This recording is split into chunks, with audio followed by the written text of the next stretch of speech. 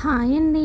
ఈరోజు మనం ఎంతో రుచికరంగా ఉండబోయే మిల్ మేకర్ ఎగ్ ఫ్రైడ్ రైస్ని ఎలా తయారు చేసుకోవాలో ముందుగా చూసేద్దాం.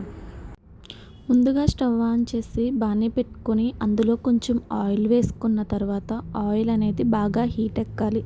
హీట్ ఎక్కిన తర్వాత మనకి ఎన్ని ఎగ్స్ కావాలంటే అన్ని ఎగ్స్ తీసుకొని వాటిని బీట్ చేసుకున్న ఎగ్స్ని ఆయిల్లో వేసుకొని బాగా ఫ్రై చేసుకోవాలి.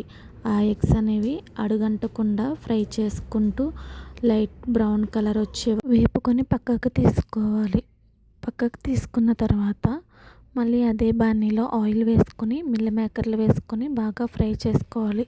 అందులో కొంచెం లైట్గా చిల్లీ పౌడర్ వేసుకొని బాగా గోల్డెన్ బ్రౌన్ కలర్ వచ్చే వరకు ఫ్రై చేసుకోవాలి. ఫ్రై చేసుకున్న వాటిని మరలా ప్లేట్లోకి తీసుకొని అదే బాణీలో ఆయిల్ వేసుకున్న తర్వాత ఆనియన్స్, పచ్చిమిర్చి వేసుకొని బాగా వేగనివ్వాలి.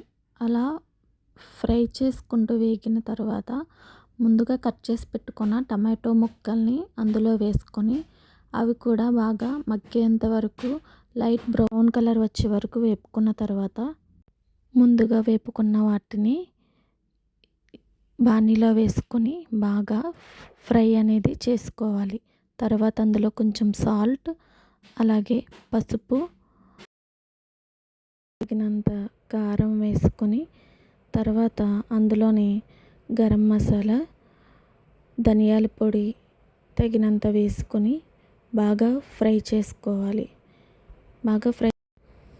ఇలా కలుపుకుంటూ ఫ్రై చేసుకోవడం వల్ల మసాలాలు బాగా వేగుతాయి. తర్వాత ఇందులో ఒక స్పూన్ సోయా సాస్ వేసుకొని వాటిని కూడా బాగా కలుపుకోవాలి. కలుపుకున్న తర్వాత ముందుగా సిద్ధం చేసుకున్న రైస్ని ఇందులో వేసుకొని బాగా కలుపుకోవాలి.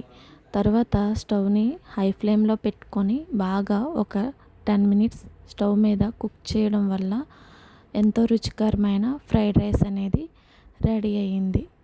Tasty meal maker fried rice ready.